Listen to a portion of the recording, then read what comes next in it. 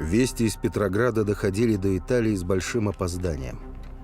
Ни газеты, ни письма и телеграммы не могли поспеть за стремительно развивающимися событиями. Русского революционера Бориса Яковенко отделяли от родины сотни километров и линий фронтов. Но даже находясь вдали от России, Яковенко понимал, что там назревают решающие события.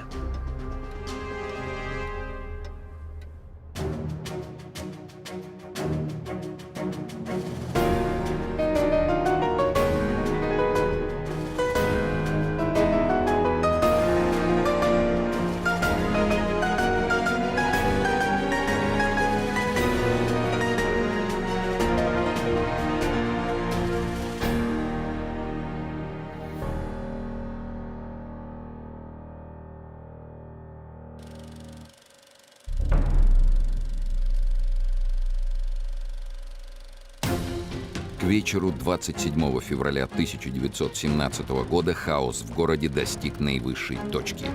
К толпам митингующих присоединились взбунтовавшиеся войска. Практически все государственные органы прекратили свое существование. Толпа громила магазины, лавки, правительственные учреждения и тюрьмы. Солдаты прямо на улицах расстреливали офицеров.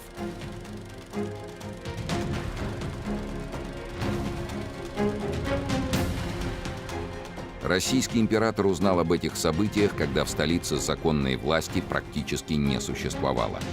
Опасность того, что стихия перекинется на всю страну и на армию, была очевидна.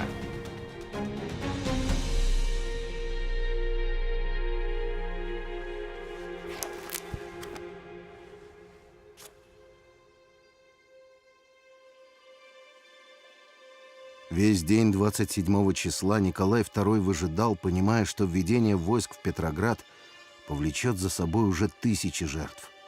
Но к вечеру стало ясно, что войска должны двинуться в столицу и восстановить порядок. Командовать ими назначался генерал Николай Иванов. Иванов Николай Иудович, генерал от артиллерии, герой русско-турецкой и русско-японской войн. В начале Первой мировой командовал Юго-Западным фронтом. Под его началом русские войска одержали первые громкие победы и взяли Львов. Во время Великого отступления русской армии был снят с должности и назначен состоять при императоре в ставке Верховного Главнокомандующего. Пользовался полным доверием Николая II. На уже немолодого генерала возлагалась ответственная задача – потушить революционный пожар в столице в крайне сжатые сроки, не допуская лишнего кровопролития. Я рад и счастлив помочь вам, Ваше Величество. Но как это сделать? С самого начала у Иванова возникли сомнения в успехе своей миссии. Вот, господа, какие у него... Полномочия генералу дали обширные. Он назначался командующим Петроградским военным округом. Имел право отдать любое подозрительное лицо под суд военного трибунала, сформировать новое правительство и назначить министров. Вот, пожалуйста, ознакомьтесь. Издеваетесь, что ли?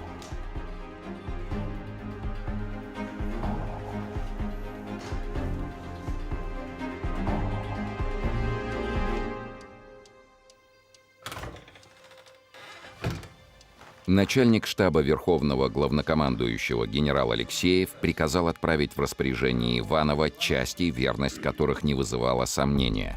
Но вскоре стало ясно, что для сбора сил потребуется несколько дней, а действовать нужно было незамедлительно. Иванов направился в Царское Село, не дожидаясь войск. Под его началом находился лишь один батальон – 800 человек вместо 40 тысяч.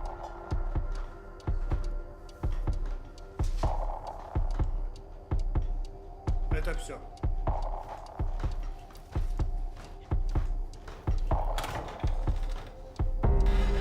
А в Петрограде продолжала бушевать революция. Таврический дворец, где заседала Государственная Дума, стал ее центром и штабом. Буквально в одночасье сбылись самые смелые мечты русской либеральной оппозиции. Одновременно с этим произошло событие, тогда мало кем замеченное, но именно оно оказало судьбоносное влияние на весь ход отечественной истории.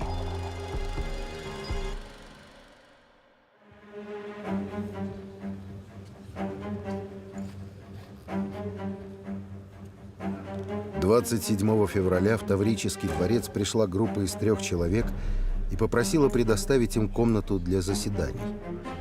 Они назвались Исполнительным комитетом Совета рабочих депутатов. Комитет представляли депутат Думы Чхеидзе, а также Гвоздев и Богданов, 2 освобожденных из тюрьмы члена рабочей группы при Центральном военно-промышленном комитете. Именно эта рабочая группа занималась организацией массовых забастовок в Петрограде в начале революции. Комнату представителям Совета выделили, и в ночь на 28 февраля состоялось его первое заседание. Председателем был Чхеидзе, а его заместителями стали Скобелев и Керенский.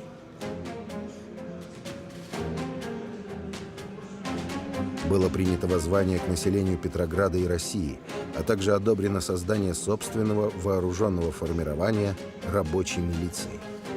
Заседание Совета проходило эмоционально. Публика слушала ораторов, хотя не вполне понимала, кто они такие и кого представляют. Присутствовавшие на заседании еще не знали, что они стали свидетелями исторического события. На их глазах появился новый орган власти, который вскоре станет известен как Петроградский совет рабочих и солдатских депутатов. Советы – альтернативные органы власти, избираемые населением. Впервые появились во время революции 1905 года. После ее поражения прекратили свое существование. В 1917 году Советы были созданы из так называемой рабочей группы при Центральном военно-промышленном комитете, которая при поддержке оппозиционных политиков стала организатором массовых беспорядков в Петрограде. Чхеидзе, Гвоздев, Богданов, Керенский вовсе не были туда избраны. Воспользовавшись политическим хаосом, они фактически назначили себя руководить Советами, а сами Советы объявили органом, который выражает волю народных масс. Созданный ими Временный исполком призвал рабочих избирать по 1 депутату на 1000 рабочих и по 1 солдату на каждую роту. Ни одного большевика в исполкоме не было. В будущем Советы во многом саботировали решения Временного правительства, стремясь захватить власть. К осени 1917 года, благодаря усилиям Ленина и его соратников, руководство в Советах захватили большевики. С тех пор Советы стали нарицательным именем большевистской советской власти. Во время первого же заседания исполкома Совета стало очевидно, что победившая оппозиция не является единой политической силой. Власть в стране мог захватить тот, кто был активней, напористей и агрессивнее. Решение о создании собственных вооруженных формирований недвусмысленно давало понять о намерении Совета прибрать власть к своим рукам. Многие депутаты, как, например, Керенский, успевали работать и в Совете, и во Временном комитете Государственной Думы.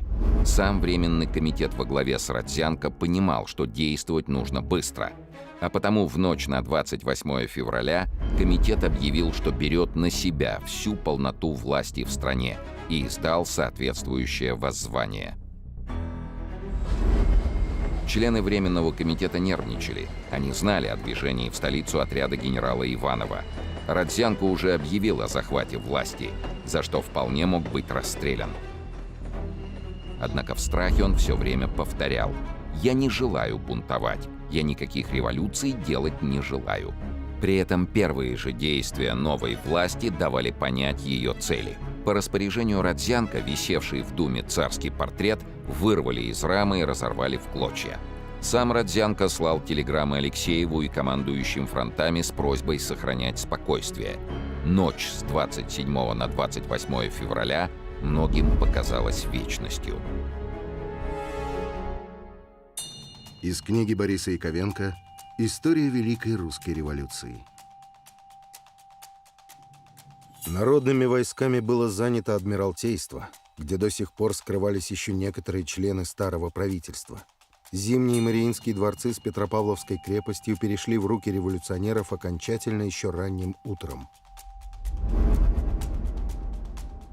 У Государственной Думы собрались толпы ликующих петроградцев с красными знаменами.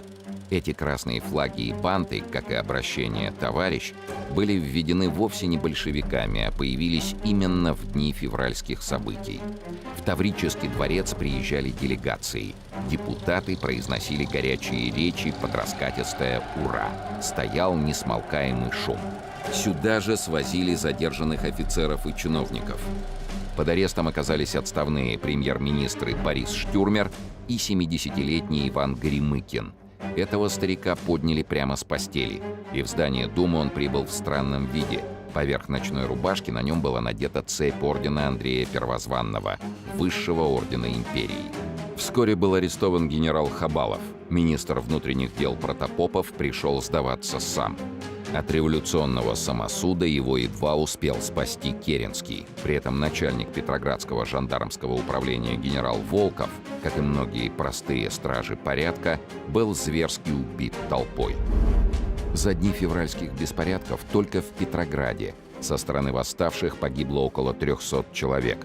1200 человек ранены. Было убито около 80 офицеров Балтийского флота, много военнослужащих и полицейских со стороны правительства. Николай II оставался в Ставке, куда поступали тревожные телеграммы. Императрица Александра Федоровна сообщала супругу: «Революция вчера приняла ужасающие размеры. Известие хуже, чем когда бы то ни было». Она просила Николая сделать несколько шагов навстречу оппозиции. Уступки необходимы. Стачки продолжаются. Много войск перешло на сторону революции. Однако царь сохранял твердость. Он отказался отправлять в отставку премьера Голицына, хотя тот сам просил об этом. Договариваться с либералами император не стал. Он очень беспокоился за жену и здоровье детей и принял решение ехать к семье в Царское Село. Ранним утром 28 февраля царский поезд покинул Могилев, однако до Царского Села он так и не добрался. В это утро Родзянко направил депутата Бубликова взять под контроль Министерство путей сообщения. Тот в сопровождении 2 офицеров и отряда солдат прибыл в железнодорожное ведомство, где арестовал министра путей сообщения Войновского Кригера. В 13:50 Бубликов разослал по всей империи телеграммы. Железнодорожники. Старая власть, создавшая разруху во всех областях государственной жизни, оказалась бессильной. Комитет Государственной Думы взял в свои руки создание новой власти. Обращаюсь к вам от имени Отечества. От вас теперь зависит спасение Родины. Так весть о революции долетела до крупных городов России. Однако основное население страны узнало о ней лишь в апреле. Бубликов приказал задерживать все воинские эшелоны, чтобы остановить продвижение отряда Иванова, и распорядился взять под контроль движение императорского поезда. Вечером того же дня царский состав задержали на станции Малая Вишера, якобы из-за того, что революционеры перекрыли железную дорогу. Слухи не подтвердились, но царь согласился изменить маршрут. Вместо Царского Села поезд повернул на Балагое и Псков. Из дневника императора. Ночью повернули со станции Малая Вишера назад, так как Любань и Тосна оказались занятыми. Поехали на Валдай, Дно и Псков, где остановились на ночь. Гатчина и Луга тоже оказались занятыми. Стыд и позор. Доехать до Царского Села не удалось. А мысли и чувства все время там. Как бедный Алекс должно быть тягостно одной переживать все эти события. Помоги нам, Господь.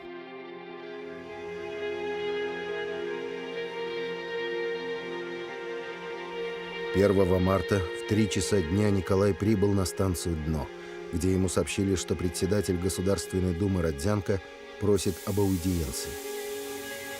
Время шло.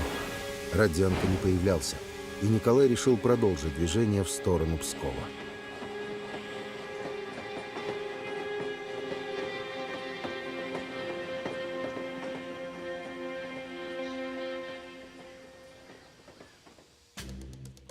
В это время Родзянко находился в столице и телеграммами пытался убедить генерала Алексеева в том, что Петроград находится под его полным контролем.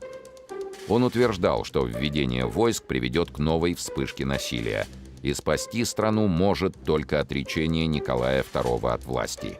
Поверил ли этому генерал Алексеев, неизвестно, но с этого момента он фактически стал посредником между императором и бунтующим парламентом.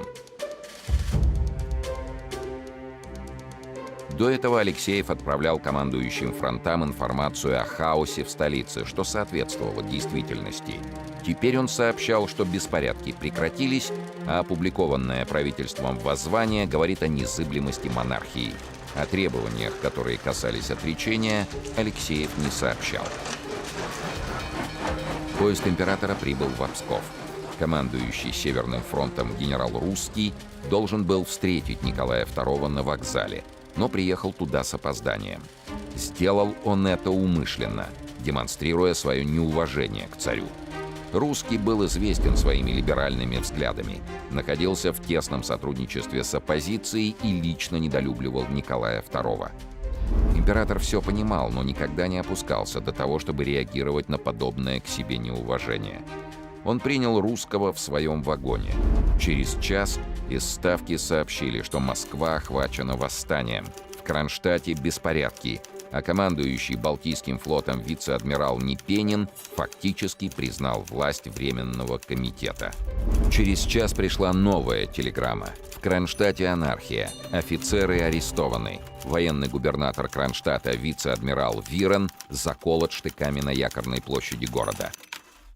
В это время Русский уговаривал императора пойти на уступки, передать власть новому правительству, ответственному перед Думой. Николай II не соглашался. Ему предлагали царствовать, но при этом не управлять.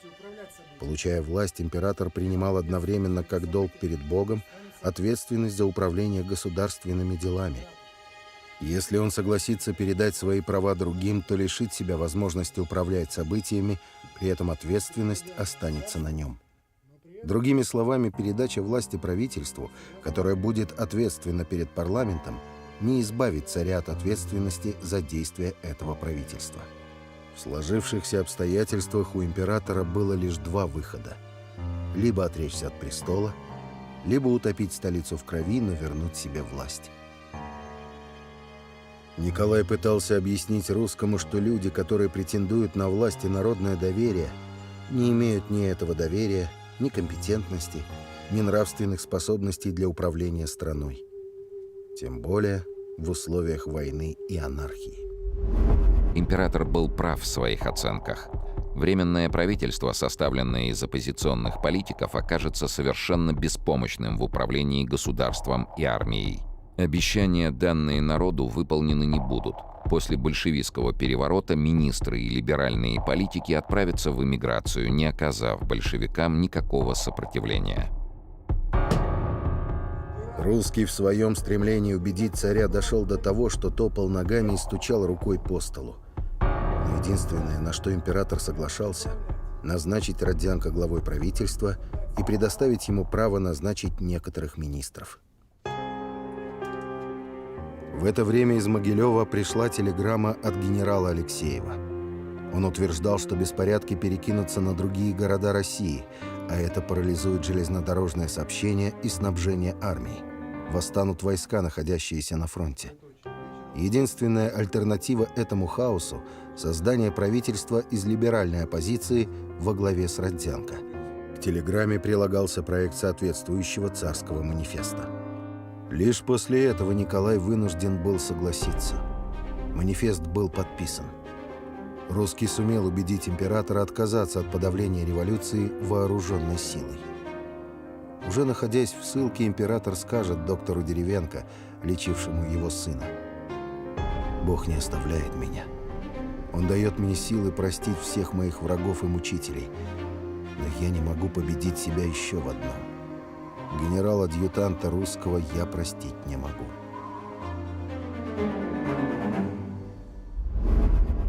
Русский немедленно связался с Родзянко и сообщил, что император дал согласие на создание правительства, ответственного перед Думой.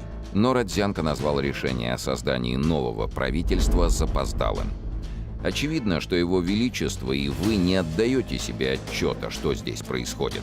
Настала одна из страшнейших революций, побороть которую будет не так легко.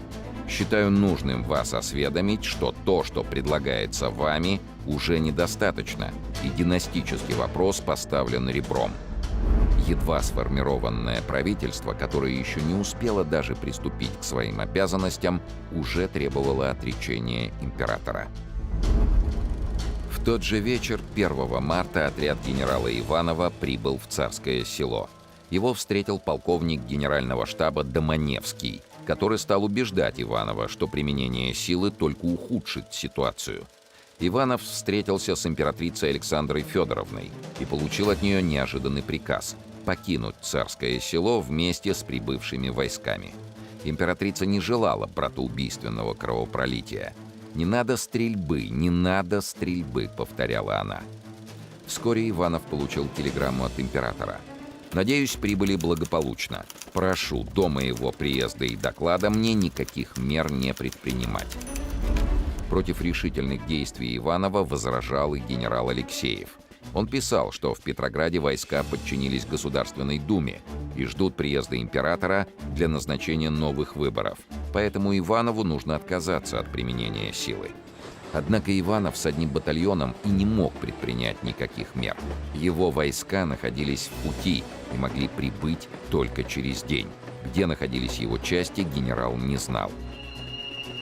А войска никуда и не двигались. По приказу генерала Русского эшелоны были остановлены. Иванов направился на станцию Александровскую, где находился выделенный в его распоряжение Тарутинский полк, но доехал лишь до станции Сусанина. Эшелон загнали в тупик, а Иванову вручили телеграмму от комиссара Временного комитета Бубликова. Тот угрожал, что в случае продвижения к Петрограду войска Иванова будут обстреляны из артиллерии. Вскоре Иванову поступило распоряжение от императора вернуть на фронт все собранные для похода на Петроград части. Так закончилась последняя попытка восстановить порядок в столице Российской империи. Генерал Иванов не знал ни о разговоре императора с Русским, ни о том, что накануне вечером 1 марта произошло совместное заседание Временного комитета и Петроградского совета по формированию нового правительства. Временный комитет, захвативший власть, обнаружил себя в полной власти толпы, собравшейся возле дворца. И симпатии этой толпы были на стороне Петроградского совета, хотя заседавших представителей совета народ не выбирал. Сам совет этим умело пользовался и поставил условие: Николай II должен отречься от престола. Власть от Временного комитета перешла к Временному правительству. Его председателем стал князь Георгий Львов, Керенский – министром юстиции. В состав правительства вошли многие члены Временного комитета Думы, а вот места для ее бывшего председателя в нем не нашлось. Император, который в Пскове был вынужден обсуждать правительство во главе с Родзянко, не знал, что государственная карьера последнего уже бесславно закончилась. В Петрограде установилось двоевластие. С одной стороны, бывшие депутаты Думы совместно с Советом рабочих депутатов избрали Временное правительство. С другой, сам Совет претендовал на то, чтобы взять власть в свои руки. Но оставался законный правитель России, император Николай II, который мог собрать еще сотни отрядов, чтобы подавить революцию. Участникам переворота требовалось любой ценой добиться его отречения от престола. Для этого в Псков отправились Александр Гучков, получивший пост военного министра, и депутат Шульгин.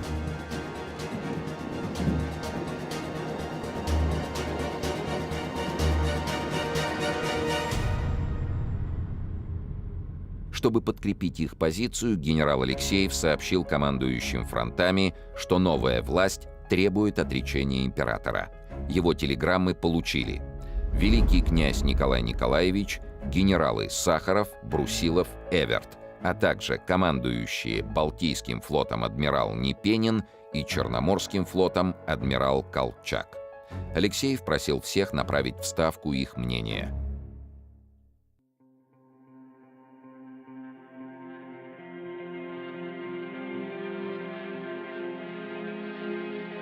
Император не знал об этих телеграммах. Но он прекрасно понимал, какие беды обрушатся на страну после того, как она окажется в руках властолюбивых политиков. Он знал, что никакого народного доверия они не имеют и опираются лишь на рев толпы. А прикрываться все эти политиканы будут им, императором.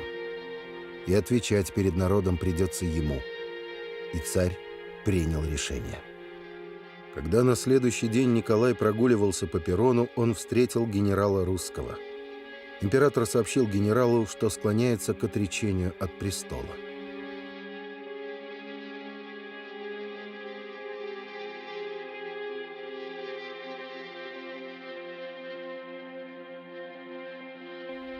К 2 часам дня начали приходить ответы из штабов. С необходимостью отречения согласились все, кроме адмирала Колчака. Тот на телеграмму Алексеева не ответил. Родственник императора, великий князь Николай Николаевич, писал: «Считаю по долгу присяги и по духу присяги коленопреклоненно молить государя отречься от короны, чтобы спасти Россию и династию». Великий князь, которого прозвали лукавым, хитрил и теперь.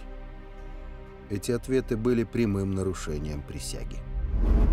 Военнослужащий русской армии принимал присягу на верность исключительно императору и клялся на Евангелии служить ему до последней капли крови, отстаивать его права и, в первую очередь, право на власть.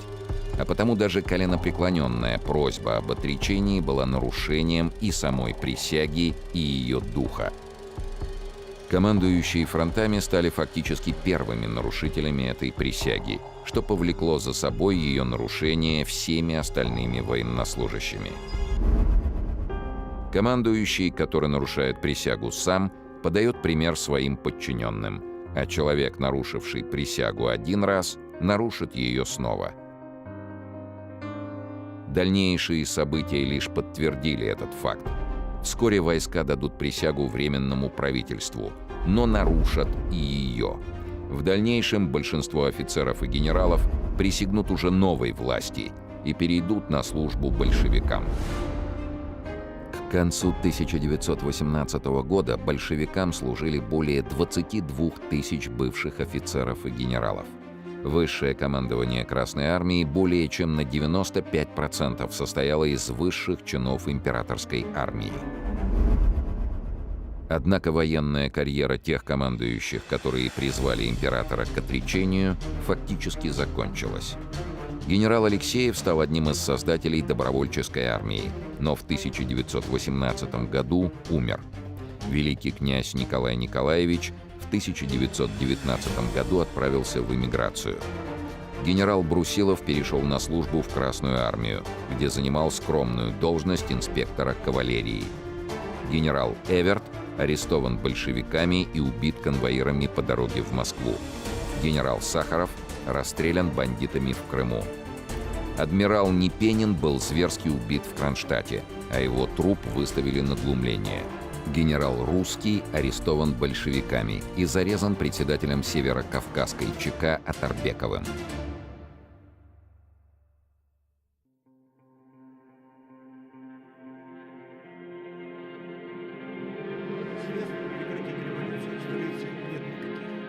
Необходимо немедленное решение, которое могло бы привести к прекращению беспорядка, к сохранению армии, учитывая создавшееся безвыходное положение.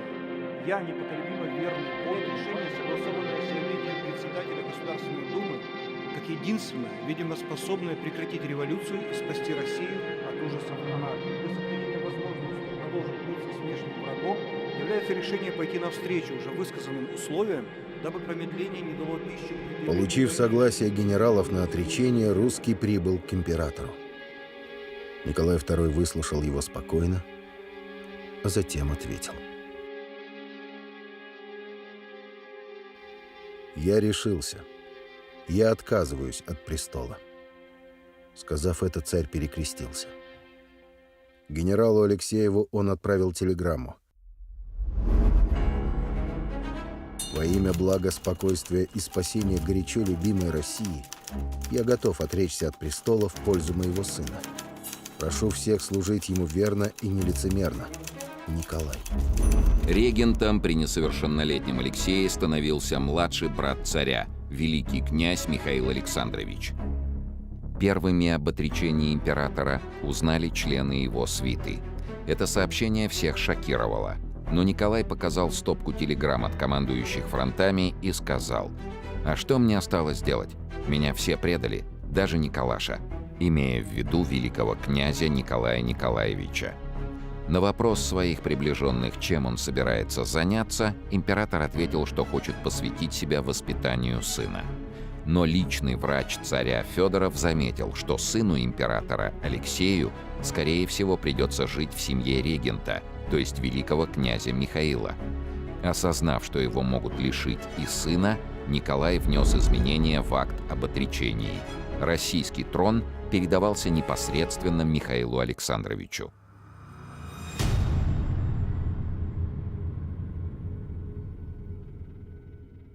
Вечером того же дня в Псков прибыли Гучков и Шульгин. Николай подписал акт об отречении. Назначил князя Львова председателем Совета Министров, а великого князя Николая Николаевича верховным главнокомандующим. Что ожидает страну в это сложное для нее время? Тем более, когда идет война, Ваше Величество. Ночью он отбыл в Ставку и записал в дневнике: в час ночи уехал из Пскова с тяжелым чувством пережитого. Кругом измена и трусость, и обман.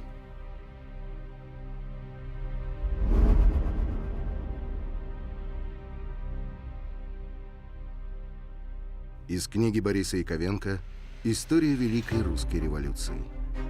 Сведения об окончательном отречении Николая II от престола достигли до столицы лишь во вторую половину ночи.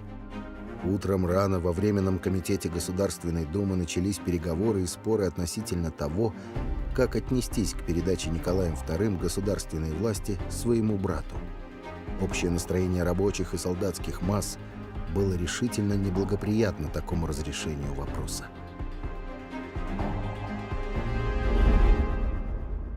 Утром 3 марта в некоторых воинских частях началась присяга новому царю Михаилу II. Но престол он так и не получил. Гучков и Шульгин прибыли в Петроград. На Варшавском вокзале их встретила толпа. Когда Гучков попытался провозгласить здравицу в честь императора Михаила, подстрекаемые Советом рабочие пришли в ярость. Они требовали уничтожить манифест об отречении, арестовать царя и провозгласить республику. 3 марта в 6 часов утра члены Временного правительства связались с великим князем Михаилом Александровичем и договорились о встрече у него на квартире. Большинство приехавших советовали великому князю не принимать верховную власть.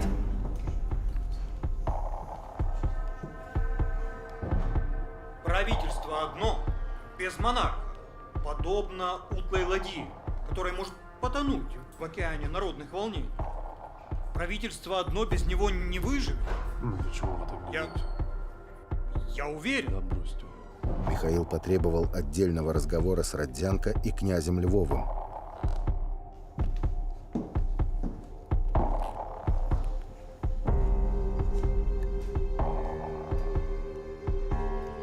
Он спросил, может ли Дума гарантировать его личную безопасность. После заявления Родзянко, что это невозможно, великий князь согласился подписать акт непринятия престола до решения этого вопроса учредительным собранием.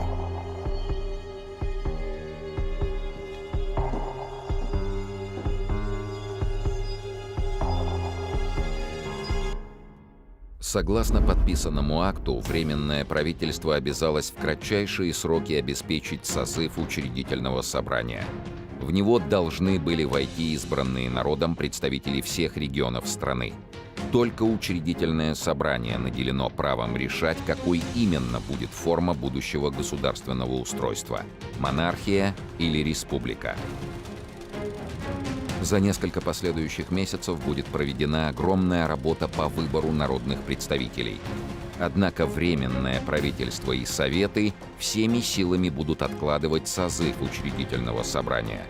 Его депутаты соберутся на свой единственный съезд Лишь осенью 1917 года, после большевистского переворота, по приказу Ленина и его правительства учредительное собрание будет разогнано силой оружия, что станет одним из поводов к началу гражданской войны.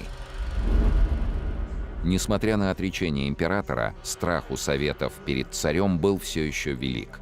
Подавляющее большинство населения страны, несомненно, оставалось на стороне императора. Лишь его арест виделся Советом единственным способом изолировать монарха от верных ему войск и народных сил. Через 2 дня, 5 марта, исполком Петросовета постановил арестовать царскую семью, конфисковать их имущество и лишить гражданских прав. Такое же решение приняло Временное правительство. В Могилев отправилась специальная комиссия во главе с Бубликовым, чтобы доставить Николая II в Царское Село.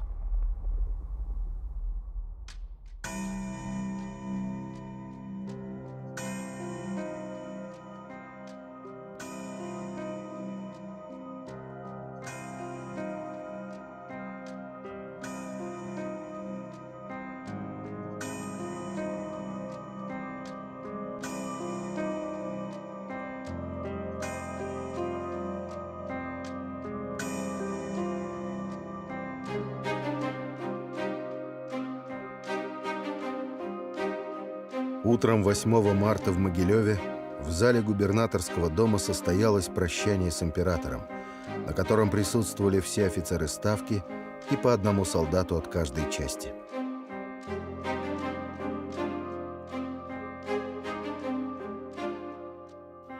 Из воспоминаний великого князя Александра Михайловича. К 11 часам зал переполнен. Входит Ники, спокойный, сдержанный, с чем-то похожим на улыбку на губах. Он благодарит штаб, просит всех забыть вражду, служить верой и правдой России и вести нашу армию к победе. Мы кричим «Ура!», как никогда еще не кричали за последние 23 года. Старые генералы плачут. Еще мгновение кто-нибудь выступит вперед и станет молить Ники изменить принятое им решение. Но напрасно. Самодержец всероссийский не берет своих слов обратно.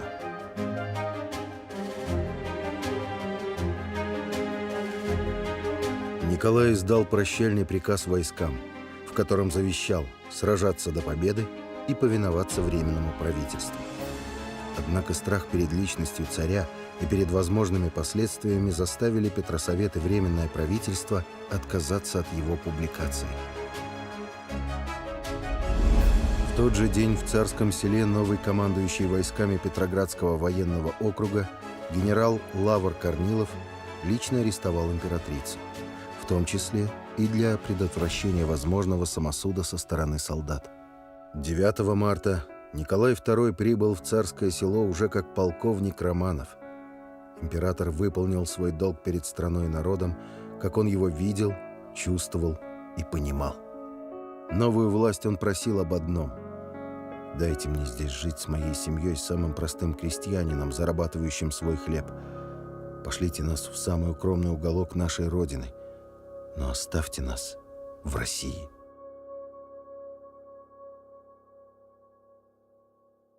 Тем временем революция шагала по стране. Первые дни после ее победы многим запомнились как сплошной праздник. Незнакомые люди бросались друг другу в объятия. То и дело возникали митинги. Общественная жизнь била ключом. За популярность боролись десятки старых и новых партий. Быть равнодушным к политике в те дни было чем-то неприличным и даже подозрительным. Еще одним новшеством тех дней стало исчезновение с улиц полиции. Революционно настроенная публика была в восторге. Не меньше радовался и криминальный мир. Города немедленно захлестнула волна разбоев, убийств и грабежей. В результате объявленной Временным правительством амнистии на свободе оказались 80% заключенных. Большинство из них уголовники. Их прозвали «птенцами Керенского» в честь нового министра юстиции. Если в апреле 1917 года в Петрограде произошло 190 краж, то в мае их было уже 699, в июне – 778, в июле – 857, а в августе 1277. Радовались русской революции немцы и австрийцы. В крахе Российской империи они видели единственную возможность благополучного выхода из войны. Радовались британцы и французы. В рождении новой республики они видели путь к скорейшей победе в мировой войне. Кроме того, исчезла необходимость выполнять обещания, данные правительству Николая II, а именно переход под контроль России, Черноморских проливов и Константинополя, Стамбула после войны. Радовались и в Белом доме. Свержение царя виделось здесь как путь к демократии и свободе. Кроме того, США только готовились к вступлению в войну, что не вызывало у американцев энтузиазма. Русская революция серьезно облегчила задачу президенту Вудро Вильсону. Теперь можно было громогласно заявлять о союзе демократических государств, борющихся против монархии во главе с Германией. Однако исчезновение царской власти не решало проблем, и, главное, не прекращало войну. Дефицит хлеба, которым пугали петроградских рабочих, теперь грозил перерасти в реальный голод. Русская армия продолжала сидеть в окопах, и борьбу за влияние на армию Временное правительство проиграло практически сразу. Петроградский совет выпустил документ под названием «Приказ номер 1», которым предписывалось немедленно создать выборные комитеты из солдат и матросов. Сами военнослужащие подчинялись теперь не офицерам, а этим советам. Кроме того, у офицеров отбирали оружие. Этот приказ наносил сокрушительный удар по дисциплине в армии. Право Петроградского совета издавать такой приказ было сомнительным, но в горячие дни революции на подобные мелочи никто внимания не обращал. Изданный вдогонку приказ номер 2, разъяснявший, что положение первого приказа не распространяется на фронтовые части, ничего не дал. Началось повальное падение дисциплины и разложение армии. Приказы офицеров не исполнялись. Солдаты сами решали, идти им в бой или нет. Не прошло и месяца со дня отречения Николая II, как его личный враг, новый военный министр Гучков, написал: «Временное правительство не располагает какой-либо реальной властью, и его распоряжения осуществляются лишь в тех размерах, кои допускает Совет рабочих и солдатских депутатов, так как войска, железные дороги, почта и телеграф в его руках. Временное правительство существует лишь пока это допускается Советом». Еще одной проблемой стал рост сепаратистских настроений. Сразу после революции Великое княжество Финляндское потребовало независимости. Встал вопрос о воссоздании польского государства. Активизировались национальные движения в других регионах. Дашнаки в Армении, муссаватисты в Азербайджане. О былой независимости вспомнили грузины. Появился союз горцев Кавказа. Об автономии заговорили татары и башкиры. В Киеве появилась Центральная Рада. И даже в Сибири, как из-под земли, выросла сепаратистская партия, требовавшая создать собственные правительства и парламент. Пока Россия шумела, бурлила и привыкала жить без царя, по железным дорогам Германии двигался к Балтийскому побережью необычный вагон.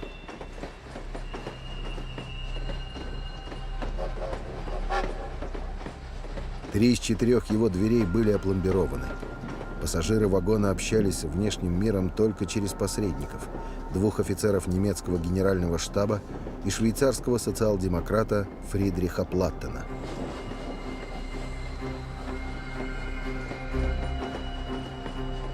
Таким необычным образом из Швейцарии в Россию возвращались революционеры-большевики во главе с Лениным.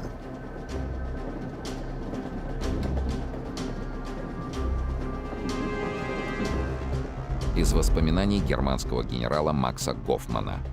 Разложение, внесенное в русскую армию революции, мы, естественно, стремились усилить средствами пропаганды.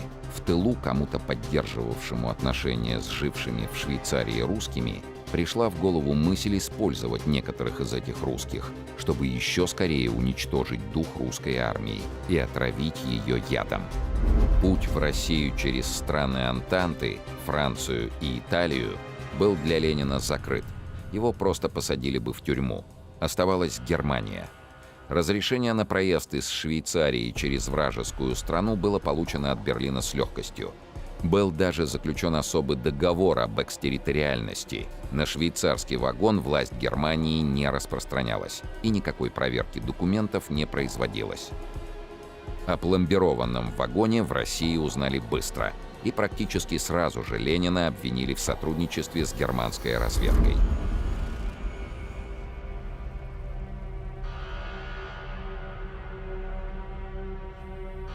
Из книги Бориса Яковенко «История Великой Русской революции». 3 апреля прибыл в Петроград Ленин с товарищами, проехав предварительно через Германию в пломбированном вагоне. Этот поступок Ленина вызвал всеобщее негодование. Протестовали не только либеральные газеты, но протестовал сам народ и протестовали солдаты. Россию ждала новая революция, а участников февральской драмы ждала трагическая судьба. Генерал Иванов примет участие в гражданской войне и умрет от тифа.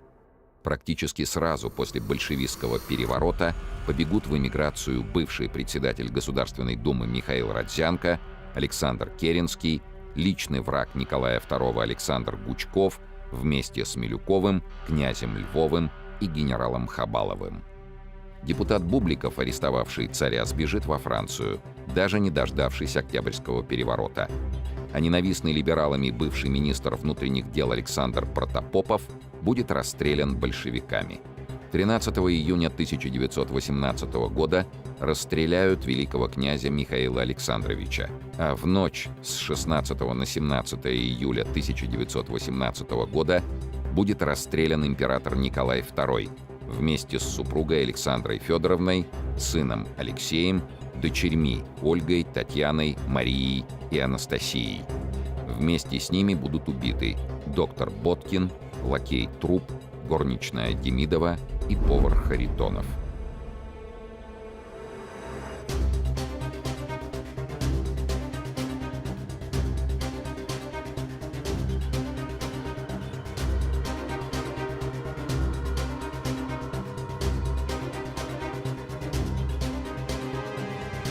Все эти события произойдут после февральского переворота и радостных ликований о якобы победившей демократии. А пока ни Борис Яковенко, ни члены Временного правительства, ни митингующие толпы на улицах не знали, что результатом свержения императора и либеральных побед станет Октябрьский переворот. Страну ждал красный и белый террор, жесточайшая диктатура и невиданная по размаху и жертвам гражданская война.